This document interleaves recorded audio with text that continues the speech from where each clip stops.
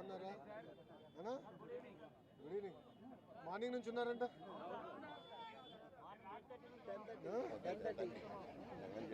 Cross examination చేసిన వాళ్ళు అడగాలి ఎంత లేట్ ఎందుకు అయిందో. నమస్కారం, బాగున్నారా? బాగున్నారా? మాడచ్చా? హలో, రాలేదా?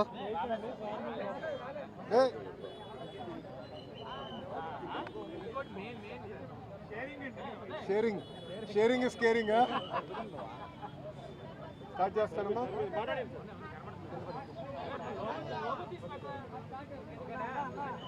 మీడియా మిత్రులందరికీ నా నమస్కారం. 2019లో తెలుగుదేశం పార్టీ ఆనాడు ఓడిపోయినప్పుడు కావాలని తప్పుడు వార్తలు రాసి వ్యక్తిగతంగా నన్ను డిఫేమ్ చేయాలని ఆనాడు నా ఫోటో పెట్టి కింద క్యారికేచర్ పెట్టి ఏకంగా నేను విశాఖపట్నానికి వచ్చినప్పుడు 5 సంవత్సరాల్లో లాంజ్లో స్నాక్స్కి సుమారుగా 25 లక్షల రూపాయలు ఖర్చు పెట్టానని ఒక టైటిల్ పెడతాం జరిగింది. చిన్నబాబు చిరుతిండి 25 లక్షలండి అనే టైటిల్తో పక్కన ఫోటో పెట్టి ఏకంగా ఆనాడు ఆర్టికల్ వేశారు. ఆ రోజు నుంచే నేను సాక్ష్యమైన పోరాటం మొదలుపెట్టాను. ఎవరన్నా కానీ మీడియా మిత్రులు కానీ ఎవరన్నా కానీ ఒక ఆర్టికల్ వేసేటప్పుడు ఫ్యాక్ట్స్ అని వెరిఫై చేసుకోవాలి.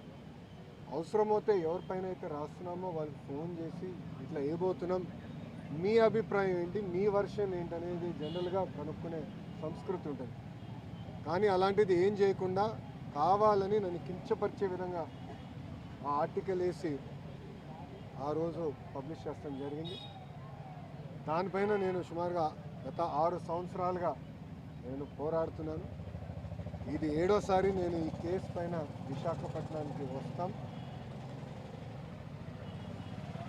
ఆ రోజు ద వీక్ అని వీక్లీ మ్యాగజైన్ కూడా ఆర్టికల్ వేస్తే నేను వాళ్ళకి నోటీస్ పంపించి ఆధారాలతో సహా, ఎందుకంటే ఏ డేట్స్ అయితే ఆ ఆర్టికల్ వేశారో ఆ రోజులు నేను విశాఖపట్నంలో లేదని కూడా నేను నిరూపిస్తాం కూడా జరిగింది. అది తెలుసుకుని వాళ్ళు ఏకంగా రిజైండర్ వేసి క్షమాపణ కూడా కోరటం జరిగింది. నేను గతంలోనే చెప్పాను, 2014 నుంచి 19 కానివ్వండి, ఇప్పుడు కూడా అంటే గడిచిన 18 నెలలు కానివ్వండి, నేను విశాఖపట్నానికి వచ్చినప్పుడు ప్రభుత్వం నుంచి టికెట్ తీసుకోవట్లేదు, ప్రభుత్వ గెస్ట్ హౌస్లో నేను ఉండట్లేదు. నేను వాడే వాహనాలు, ఆ 2 వాహనాలు కూడా ప్రభుత్వ వాహనాలు కాదు. ఆ డీజిల్ ఖర్చు కూడా నాదే.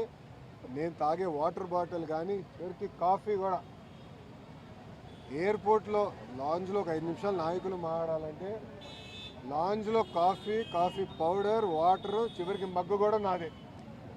ఎందుకంటే నాకు ఇది మా తల్లి నాకు నేర్పించిన సంస్కృతి. మనం ప్రజాస్వామ్యంలో ఉన్నాం. ప్రజలకు పవిత్రమైన బాధ్యత మనకు పెట్టారు.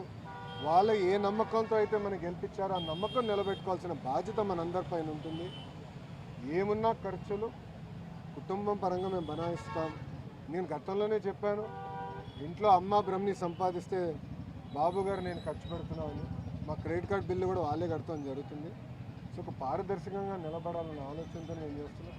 ఇక్కడ మీడియా మిత్రులు కూడా తెలుసు, నేను ఎప్పుడు విశాఖపట్నంకి వచ్చినా గవర్నమెంట్ ప్రోగ్రామ్ వచ్చినా కూడా నేను తెలుగుదేశం పార్టీ కార్యాలయంలో ఆనాడు పాదయాత్రకు వాడిన బస్సులోనే మేము పడుకుంటా పొద్దున్నేసి కార్యకర్తలు కలిసిన తర్వాతనే ఏ కార్యక్రమానికి అయితే నేను బయలుదేరతాం కూడా మీరందరూ చూడటం జరుగుతుంది.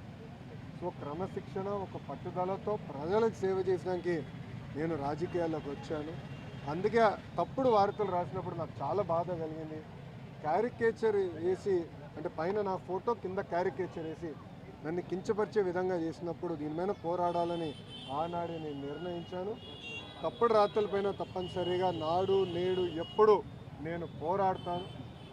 2 కాదు, 3 కాదు, 5 కాదు, ఇంకో సంవత్సరం ఎక్కువ పెట్టినా న్యాయం నా వైపు ఉందని నేను బలంగా నమ్ముతున్నాను. నేను గెలుస్తానని కూడా నేను నమ్ముతున్నాను. ఎందుకంటే నేను ఏనాడు తప్పు చేయని వ్యక్తి, నేను చేయబోను కూడా. సో ఇప్పుడు మీడియా మిత్రులకి ఏమైనా ప్రశ్న ఉంటే దానికి సమాధానం చెప్తానని సిద్ధం. గతంలో అంతా కూడా చాలా ఎర్లీ అవర్స్లో అయిపోతుంది. ఈరోజు సమయం పట్టడానికి ఎంతవరకు అంటే నా ఎగ్జామినేషన్ ఈరోజుతో పూర్తయింది. సో నెక్స్ట్ టైం వైజాగ్ వచ్చినప్పుడు వేరే కంపెనీల కోసం వస్తాను.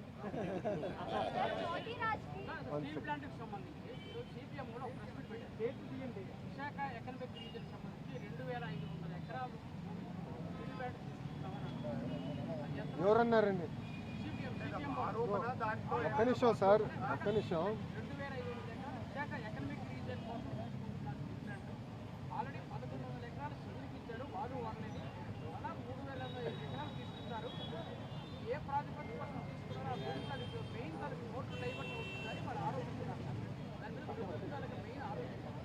మీరే అంటున్నారు ఆరోపణ అని, ఇంకా సమాధానం చెప్పాలా?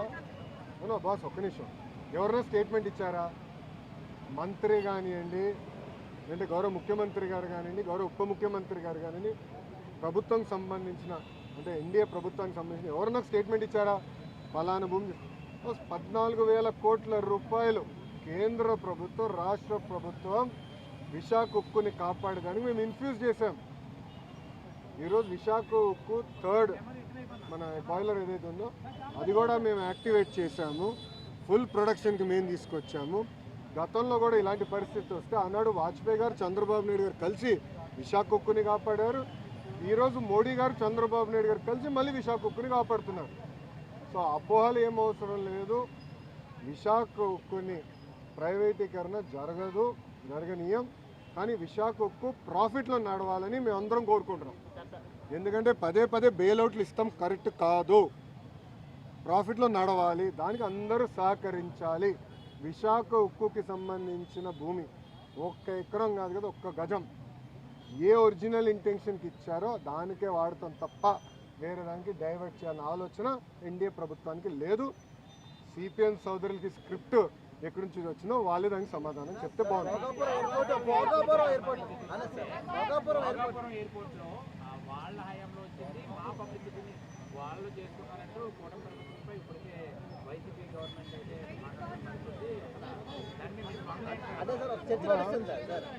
ఒక మాట చెప్పాలి, క్రెడిట్ కోసం ఇక్కడ ఎవరు పోరాడట్లేదు. పని చేసేదానికి, ప్రజలకి పెద్ద ఎత్తున ఉద్యోగాలు, ఉపాధి కల్పించడానికి మేము అహర్నిశలు కష్టపడుతున్నాము. దయచేసి అది గుర్తుపెట్టుకోండి. ఇదే జగన్మోహన్ రెడ్డి గారు ఆనాడు ఏం చెప్పారు? ఎర్ర బస్సు రాని ఊరికి ఎయిర్పోర్ట్ అవసరమా అని చెప్పారా లేదా? వీడియో మీరు చూసారా లేదా? మళ్ళీ ఇప్పుడు ఆయన వచ్చి అన్ని మాటలు మాడితే ఎంతవరకు న్యాయం? నంబర్ 1. నంబర్ 2, ఆనాడు జిఎంఆర్కి సుమారుగా 2,600 ఎకరాలు కూటమి ప్రభుత్వం అందజేసింది. నన్ను అడిగితే అది ఇంకా తక్కువ. ఒక్క హైదరాబాద్ ఎయిర్పోర్ట్కి 5,000 ఎకరాలు ఇచ్చాం. ఆనాడు ఇదే పెద్ద మనుషులు ఏమన్నారంటే హైదరాబాద్ ఎయిర్పోర్ట్కి 5,000 ఎకరాలు అవసరమా, ఎయిర్పోర్ట్కి 5,000 ఎకరాలు అవసరమా? ఈరోజు మీరు హైదరాబాద్ ఎయిర్పోర్ట్ చూడండి, అదే సమయంలో బెంగళూరు ఎయిర్పోర్ట్ చూడండి. ఈరోజు బెంగళూరు సిటీ 2వ ఎయిర్పోర్ట్ కోసం ఎత్తుకుతున్నారు. కానీ అదే హైదరాబాద్ రాబోయే 100 సంవత్సరాలు కూడా కావాల్సిన డెవలప్మెంట్కి భూమి రెడీగా ఉంది. ఇదే టెర్మినల్ ఇంకొక మిర్రర్ కాపీ అటు పక్కన చేయొచ్చు. సో అలా ముందు చూపుతో ఒక విజన్తో చంద్రబాబు నాయుడు గారు ఆనాడు చేశారు. జగన్మోహన్ రెడ్డి గారు అధికారంలోకి వచ్చిన తర్వాత జిఎంఆర్కి ఇచ్చిన భూమి కూడా వెనక్కి తీసుకున్నాడు. సుమారుగా 600 ఎకరాలు వెనక్కి తీసుకున్నారు. కూటమి ప్రభుత్వం తిరిగి వచ్చిన తర్వాత ఆ భూమి మళ్ళీ జిఎంఆర్కి తిరిగి ఇచ్చారు. ఎందుకు ఇచ్చారు మనం చెప్పాలి. కేవలం ఒక ఎయిర్పోర్ట్లో ఫ్లైట్లు ల్యాండ్ అవుతాము, ప్యాసింజర్స్ దిగుతాం, ప్యాసింజర్స్ ఎక్కి వెళ్ళిపోతాం కాదు. లార్జర్ ఎకో సిస్టమ్ అనేది చాలా చాలా అవసరం. లార్జర్ ఎకో సిస్టమ్ అంటే MRO engine maintenance, under body maintenance, paint shop, ఇవన్నీ ఎకో సిస్టమ్ ఏర్పాటు చేస్తేనే పెద్ద ఎత్తున మన పిల్లలకి ఉద్యోగాలు, ఉపాధి కల్పించగలుగుతాం. ఆ లక్ష్యంతో ఆ భూమి కూడా తిరిగి వాళ్ళకి ఇచ్చి ఎంఆర్ఓ ఏర్పాటు చేస్తున్నాం. మొన్న నేను వచ్చాను, అశోక్ గజపతి రాజు గారి దయ వల్ల మానసాస్తో జిఎంఆర్ ఒప్పందం చేసి ఒక వరల్డ్ క్లాస్ ఏవియేషన్ యూనివర్సిటీ కూడా కడుతున్నాం. సో ఒక ఎకో సిస్టమ్ మొత్తం ఏర్పాటు చేస్తున్నాం. భయా క్రెడిట్ కావాలంటే వాళ్ళు తీసుకోమనండి, ఆర్ నో ఇష్యూ. దాంతోపాటు పీపీఎల్ రద్దు చేసామని క్రెడిట్ తీసుకోమనండి. అమర్ రాజని ఆంధ్ర రాష్ట్రం తరిమేసామని క్రెడిట్ తీసుకోమనండి. ఆనాడు అనేక కంపెనీల పైన లేబర్ అని, మన పొల్యూషన్ అని, అంతెందుకు మా అధ్యక్షులు వాళ్ళకి కమర్షియల్ కాంప్లెక్స్ అన్ని పర్మిషన్లు ఉన్నా కూడా పగలగొట్టారు కదా, ఆ క్రెడిట్ కూడా తీసుకోమని భయ్, నో ప్రాబ్లం. చెప్పమ్మా, లేడీస్ ఫస్ట్.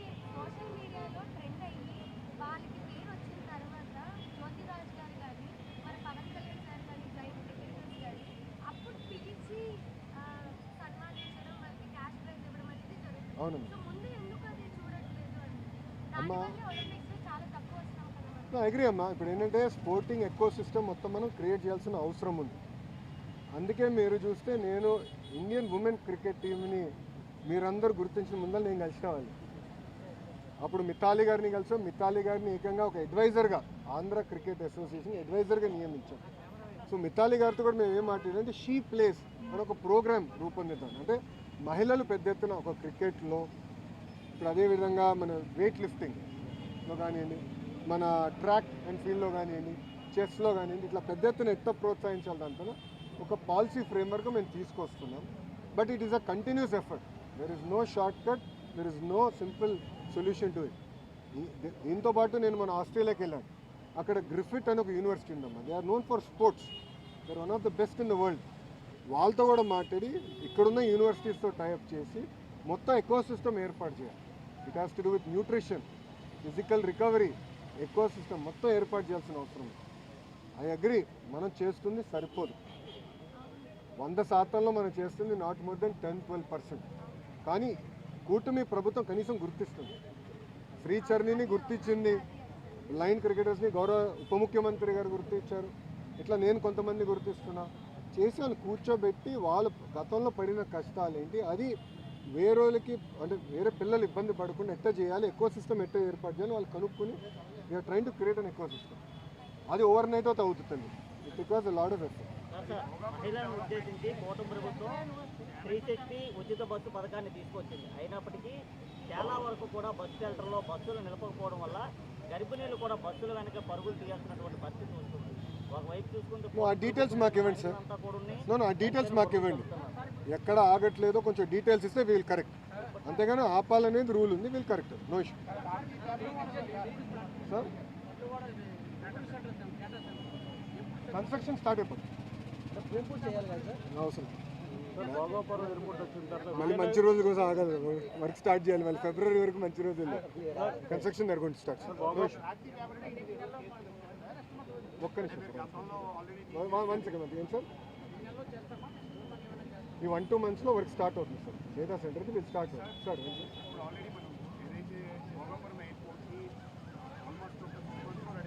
Yes sir.